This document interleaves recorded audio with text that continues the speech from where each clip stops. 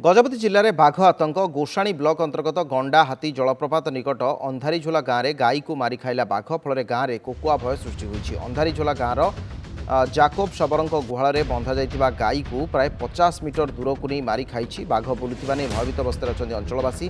घटना संपर्क में वन विभाग खबर पाई अनुसंधान करुच्ची। गतकाली गोषाणी ब्लॉक 7 माइल छक ग्रामांचल में बाघर पादचिन्ह ठाब कर वन विभाग तरफ बाघर गतिविधि उपर नजर रखाई जनसाधारण को सचेतन कर।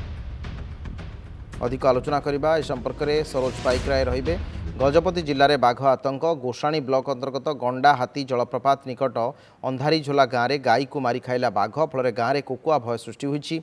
अंधारीझोला गाँवर जाकोब शबर गुहाल में बंधा जाइथिबा गाई को प्राय 50 मीटर दूर को नहीं मारी खाई बाघ बुलुवा नहीं भयभीत अवस्था अच्छा अंचलवासी।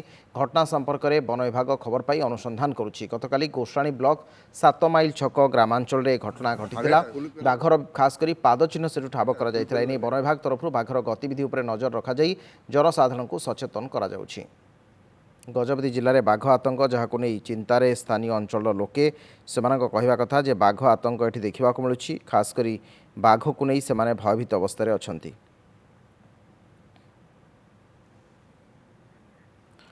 सरोज बीरा आम सहित अच्छा गजपति रिपोर्टर ए संपर्क में आलोचना करने। सरोज आपन को स्वागत करुच्ची। गतकाली बाघर पादचिन्ह ठाब होता गजपति में अधिक अपडेट प्रसंग में कौन रही? निश्चय देखो अविनाश बाघ आतंक आज गोटे अंचल देखा देला बेले आउ गोटे दिन अन्य अंचल को अर्थात बाघ निश्चित भाव बुलूची। आज भोरु भोरु जबरी से गंभारी गाँव में गंभारी गोटे गाँव में गोटे घर पाखरे गुहाल घर गोटे गाई को लेकिन मारी खाई बाघ। निश्चित भाव जो से खबर अंचल माने प्रकाशित है चलचंचल हो पूरा भयर आतंक खेली।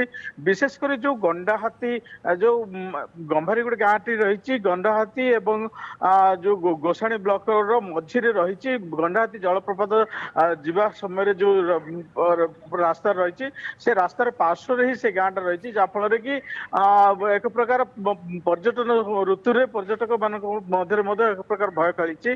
कारण बाघ से अंचल बुलुची एवं बाघर पाद चिन्ह ठाए ठाए जना पड़ुची।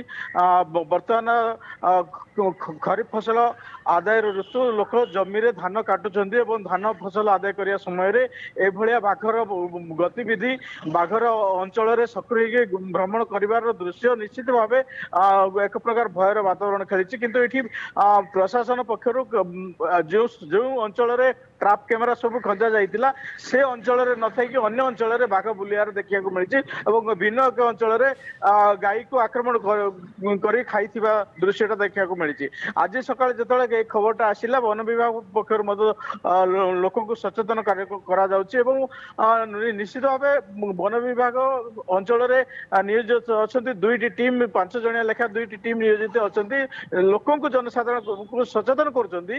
किंतु एठी स्पष्ट भावे तार गतिविधिर फोटो चित्र उत्तोलन करिवार भी सफल होना किंतु लोक किंतु देखुचंती अनेक स्थान रे लोक बाघ को देखिबार मध्य जहाँ नजर को भी आसी। किंतु वर्तमान सुधा कौन मनुष्य को किंबा कौन ग्राम भीतर प्रवेश करार लक्ष्य देखा जाए किंतु गुहाल जो भाव जो गायटी को आक्रमण कर जहाँ आम दृश्य देखु से गाय को आक्रमण कर निश्चित भाव समस्त मध्य गोटे भयर आतंक खेली बाघ गजपति जिलार निश्चित भाव। अविनाश ठीक अच्छे अनेक अनेक धन्यवाद सरोज आपन सूचना पाई। बाघ बुलुवा नहीं भयभीत अवस्था अच्छा अंचलवासी। गजपति में बाघ आतंक सरोज बीरा अधिक सूचना देउथिले प्रसंग में।